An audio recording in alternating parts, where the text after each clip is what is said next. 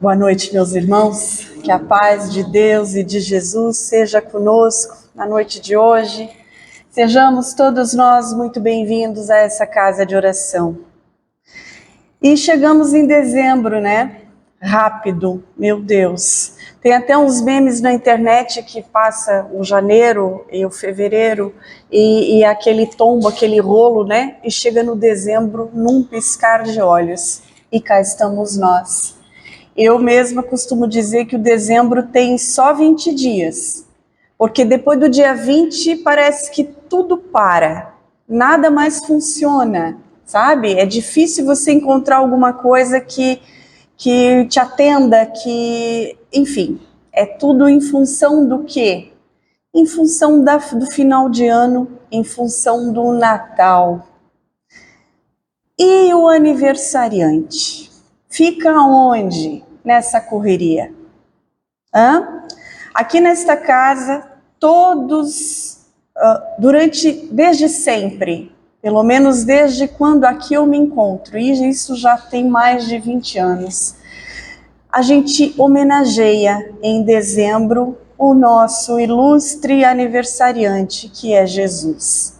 Sabemos que, historicamente, ele não nasceu em dezembro, no dia 25 de dezembro. A gente sabe disso.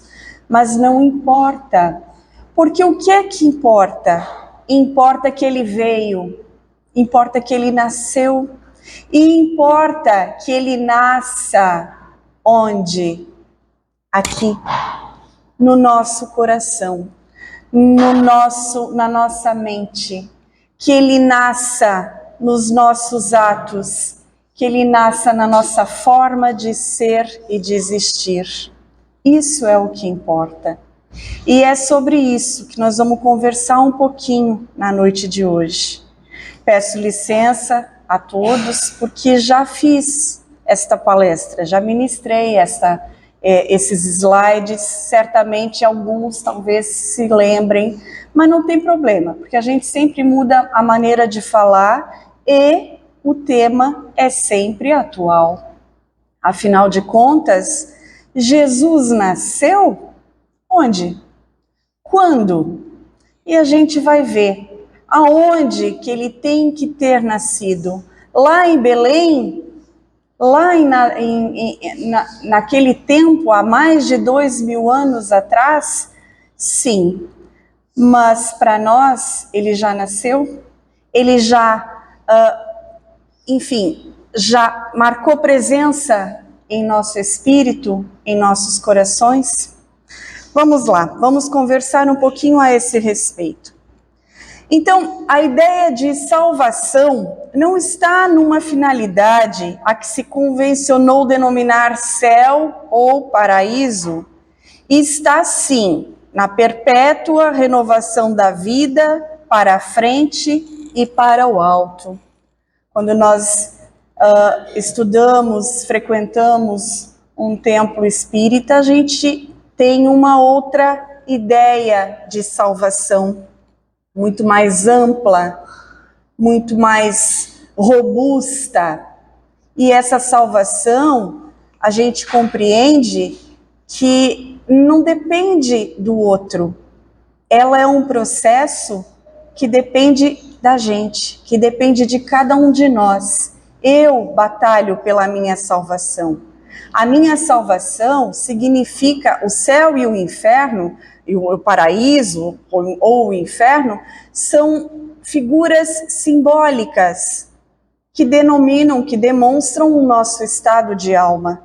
Mas, na verdade, a gente sabe, estando na doutrina, que a gente caminha sempre, evolui sempre, progride sempre, para chegarmos nos mundos felizes, né? Para sermos espíritos puros. Esta é a nossa salvação, essa é a verdadeira salvação.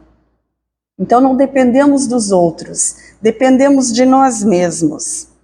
E Jesus veio nos ajudar. Avançar, como disse Paulo, de glória em glória.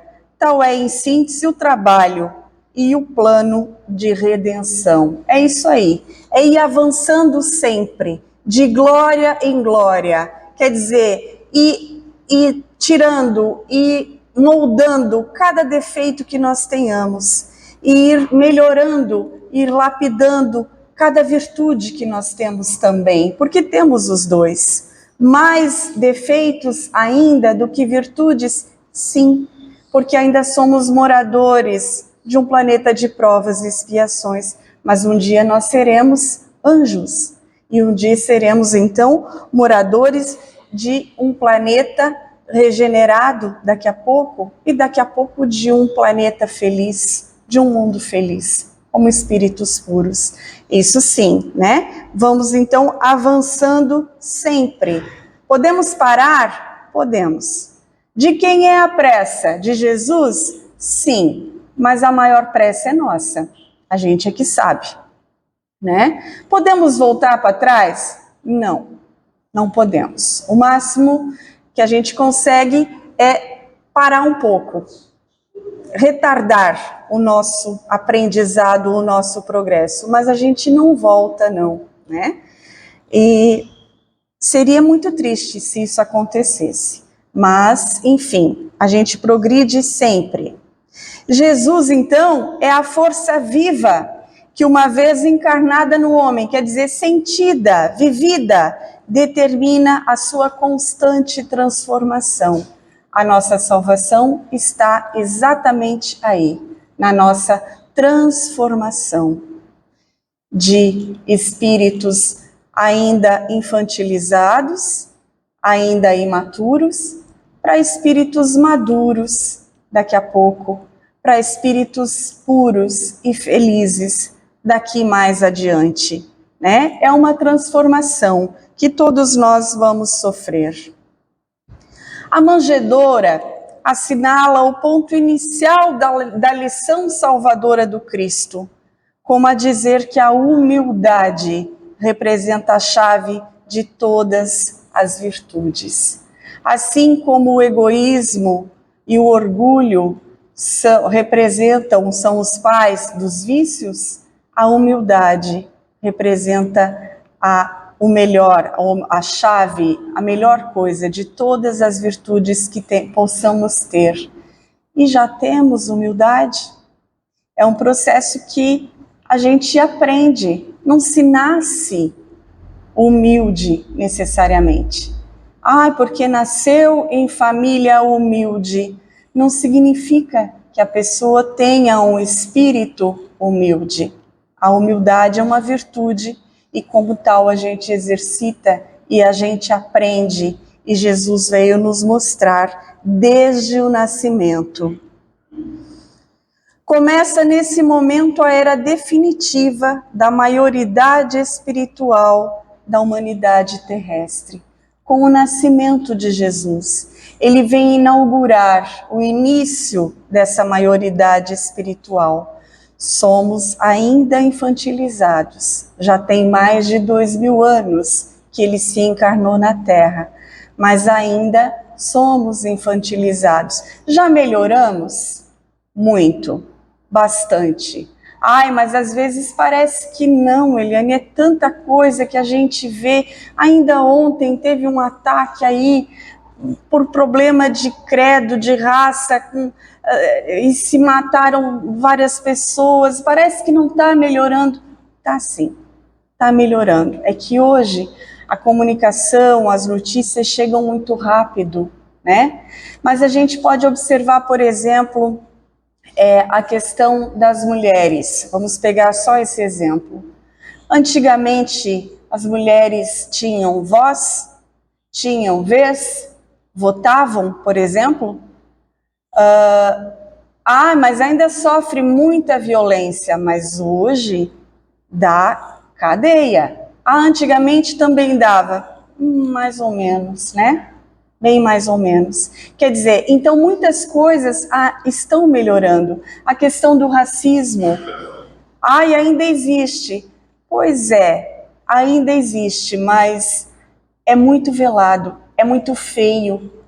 Da cadeia também. Antigamente, olhe como melhoramos. Saímos de uma condição em que escravizávamos os nossos irmãos por causa da cor da pele. E hoje não mais, muito pelo contrário. Já compreendemos, né? Já compreendemos. Algumas pessoas ainda não, algumas pessoas ainda não. Mas um dia elas também o farão, também compreenderão. Já melhoramos sim, e muito. Por quê? Porque o progresso é lei de Deus. A evolução acontece sempre. Então o menino que Maria enfaixou, deitando em seguida numa manjedoura, é a figura desse Jesus, esse amigo nosso, que é força, que é poder, que é vida e verdade, atuando no interior do homem. Ele veio nos ensinar desde o nascimento. Não deixou nada escrito. Por quê? Porque ele é o caminho, ele é a verdade e ele é a vida, né? Então, Maria o enfaixou, deitou naquela manjedoura, aquele menino que veio ser o nosso amigo, o grande poder, a grande verdade, atuando dentro de cada um de nós. Jesus nasceu há mais de 20 séculos.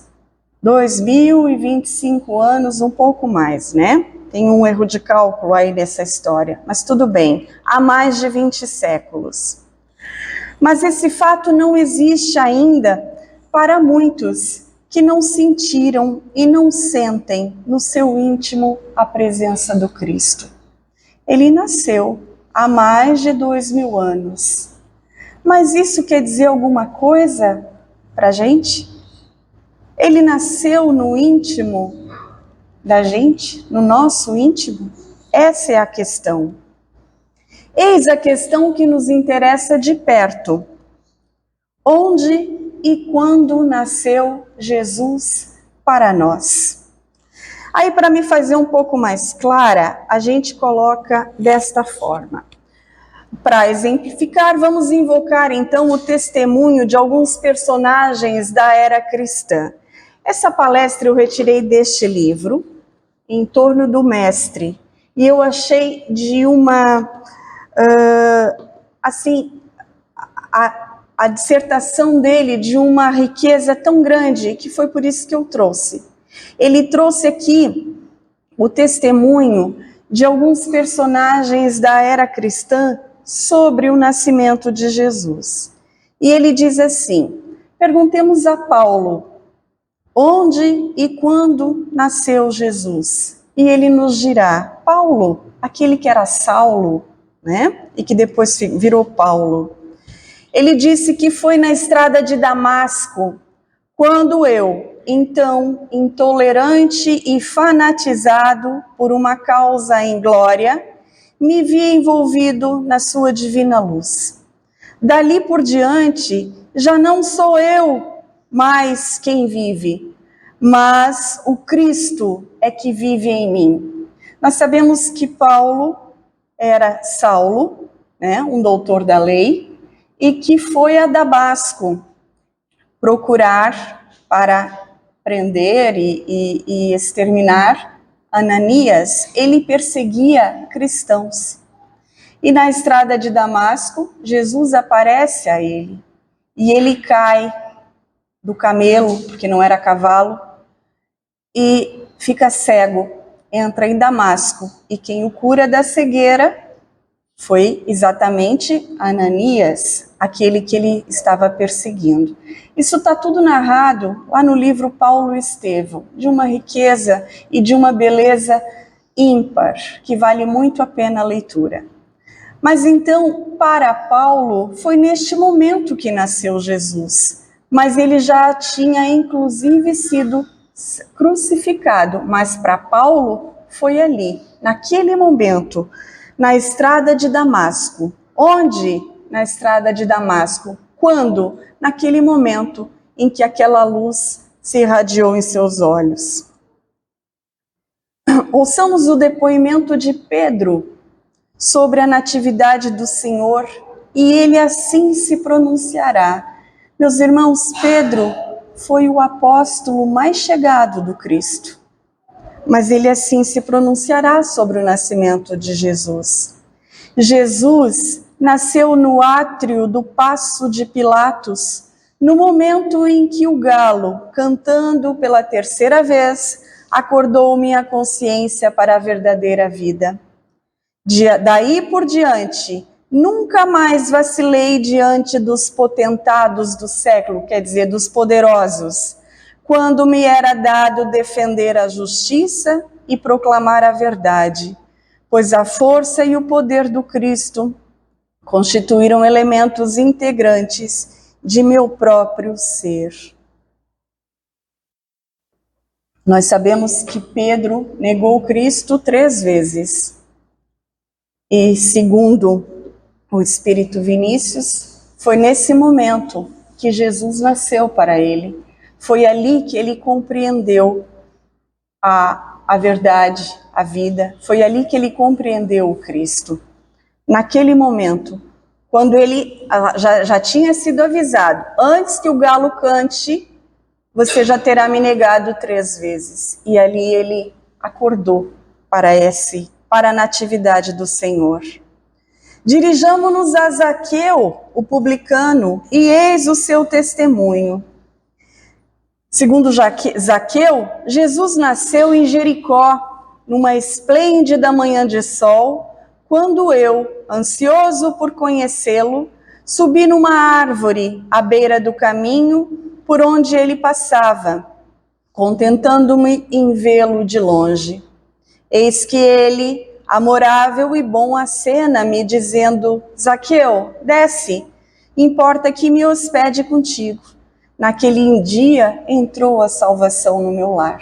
Imaginemos nós no lugar de Zaqueu, né? Que honra! Jesus também teria nascido para nós naquele momento. Interpelemos Tomé, o incrédulo, quando e onde nasceu o Mestre, e ele retrucará. Jesus nasceu em Jerusalém, naquele dia memorável e inesquecível em que me foi dado testificar que a morte não tinha poder sobre o Filho de Deus.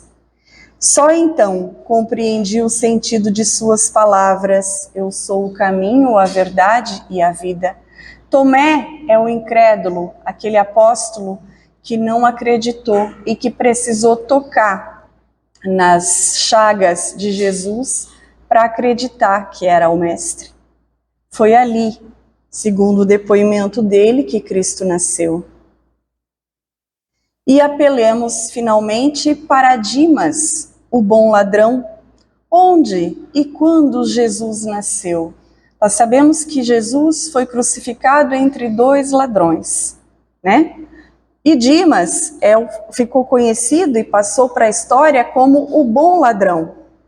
E ele nos dirá que Jesus nasceu na hora da morte dele, de ambos.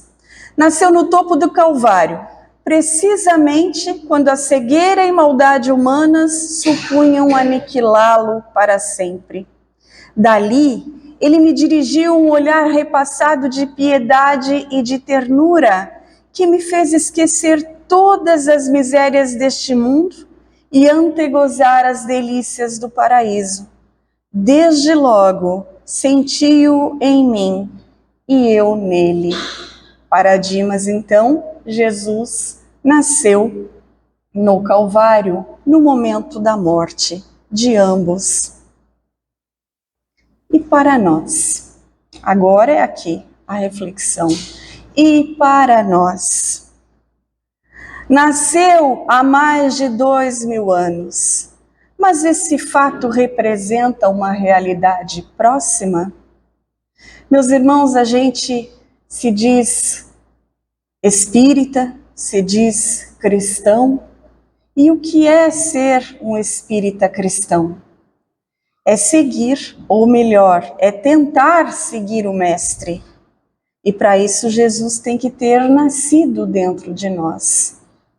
Tem que ter feito diferença em nossa vida. E isso acontece no nosso dia a dia. No nosso dia a dia. Aqui dentro é fácil. O problema é do portão para fora.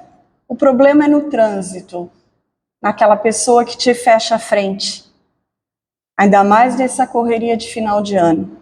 O problema é lá no nosso ambiente de trabalho, com aquela criatura que nos pede a paciência, a caridade diariamente. E será que nós não somos esses para ela também?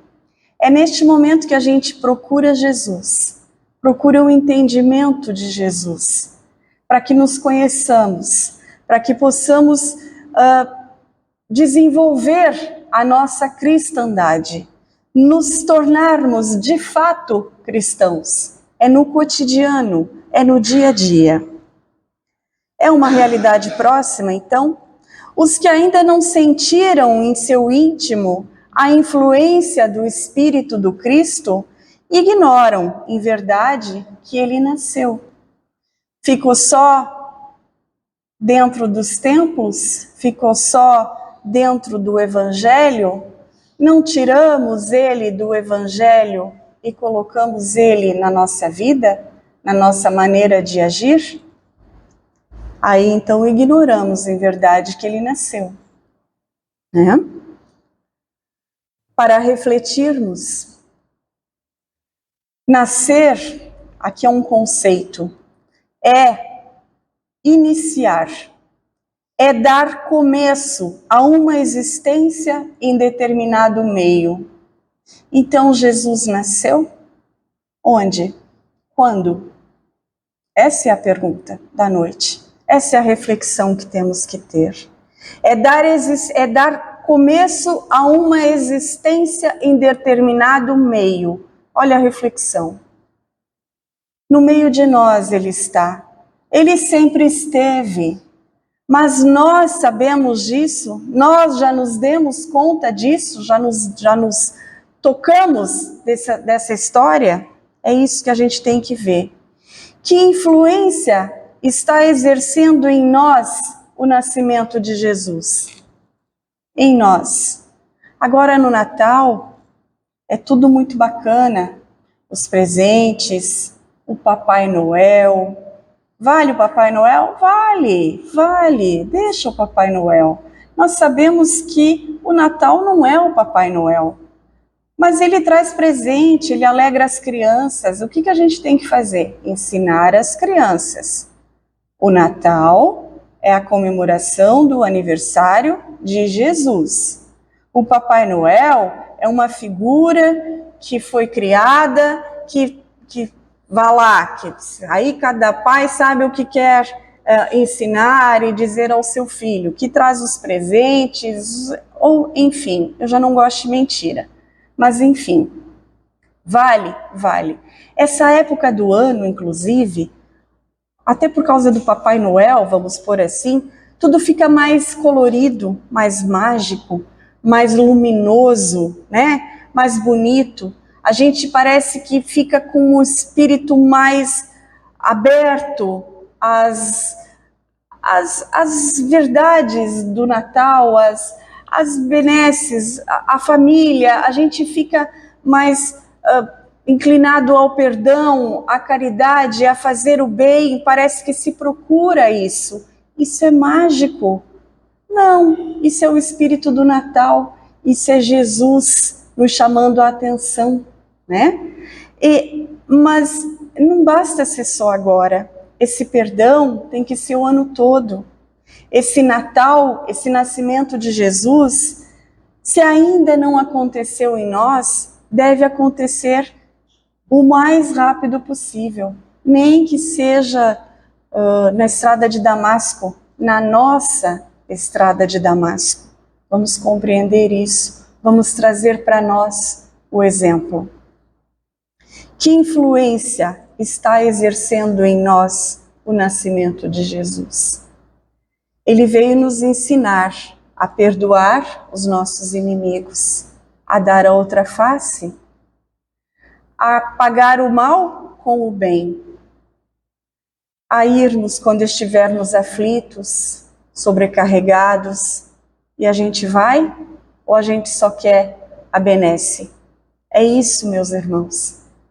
Ele é um amigo inseparável, sempre ao nosso lado. Basta a gente senti-lo, né? Que relação existe entre o Natal de Jesus e a nossa vida no momento atual? É uma reflexão minha e de cada um de nós. Não vou dizer, é aqui ou é ali. É nós que temos que ver. Está faltando perdão? Vai lá, vai lá. Faz que o Natal exista, o Natal de Jesus exista de fato em ti. Vai lá e exercita o perdão. Tá faltando caridade? Vai lá. Ai, mas agora, daí só no Natal? Não, mas alguma hora a gente tem que começar. Vamos lá, vamos abrir o nosso coração, vamos fazer o bem. Que veio Jesus fazer na terra na parte que nos toca?